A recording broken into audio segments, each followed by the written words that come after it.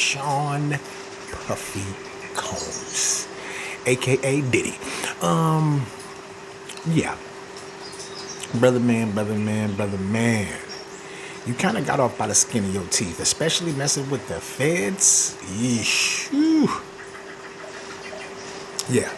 It's kind of like you really got off. You was facing a life sentence, then you was facing 11 years, now you got dropped down to 4, which is going to be slap on the wrist because you already did 14 months. And look, hold on. Before we even talk about all that, let's hear what they got to say first. Of Sean Diddy Combs this afternoon in a lower Manhattan courtroom, a judge sentenced Combs to more than 4 years in prison. Prosecutors wanted 11 years. The defense thinks the punishment is too harsh.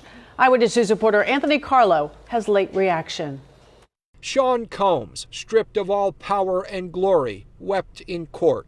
He once controlled his fate, the world at his fingertips. But now those same hands held a letter to the judge as Diddy apologized to his victims and begged for mercy. Because of my decisions, I lost my freedom. I lost the opportunity to effectively raise my children and be there for my mother. But most of all, I lost my self-respect.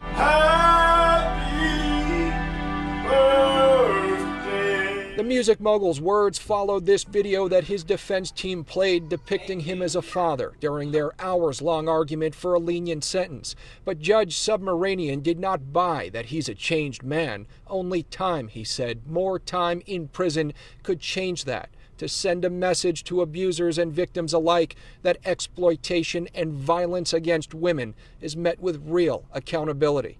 Domestic violence is not what he was convicted of. He was convicted of transportation for prostitution. In an exclusive interview with ABC News, the Combs defense team argued the rap icon is being punished for crimes he is innocent of. Prosecutors leaned on this key piece of video, which they said showed Combs viciously beating his then-girlfriend, Cassie Ventura, as she tried to escape a drug-fueled sex party, forced to engage with male escorts. Combs, though, was acquitted of sex trafficking at trial. The judge made clear that the sentence was driven by his view that the women did not consent to the sexual activity, that they were coerced, and that was totally inconsistent with the jury verdict. The judge acted as a 13th juror. The sentence of 4 years and 2 months, plus 5 years post-release supervision, drawing this response from Ventura. While nothing can undo the trauma caused by Combs, the sentence imposed today recognizes the impact of the serious offenses he committed. Gloria Allred represents several of the victims. They were very much afraid that he would retaliate against them.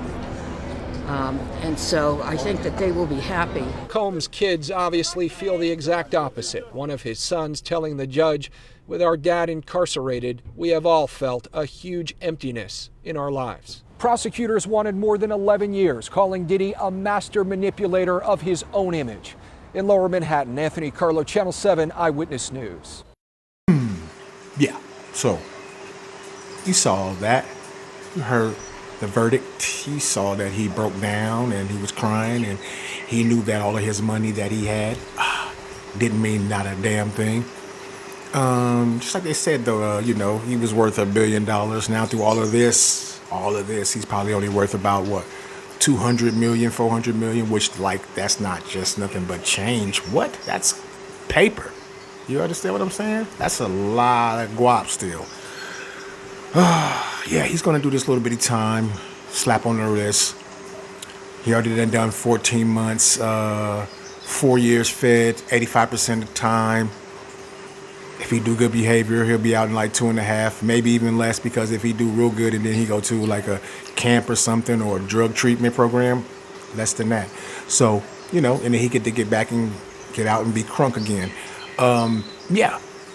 So it's nothing with a person who has money, somebody was talking about how, if you think that he's gonna get in trouble while he's in there. The only thing I think that can happen to him is if he got caught with a cell phone or some money or maybe even some trees or something like that though. But with that type of bread, I heard what's his name, 1090 Jake, I heard him say that with that type of bread, he could just have somebody hide his stuff from a person who don't get no money every day or at all, period, point blank.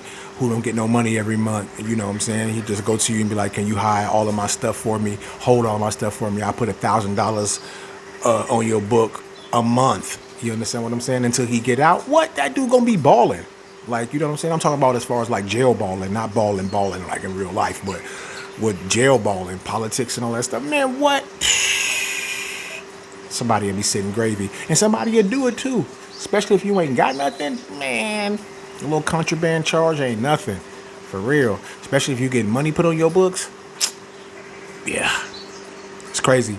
He got away with all of these charges. Got away with those. And got some of the simplest charges ever. You know? I mean, he need to sit down for a minute anyway. It's fine. You're going to get back out and you still got a gang of money.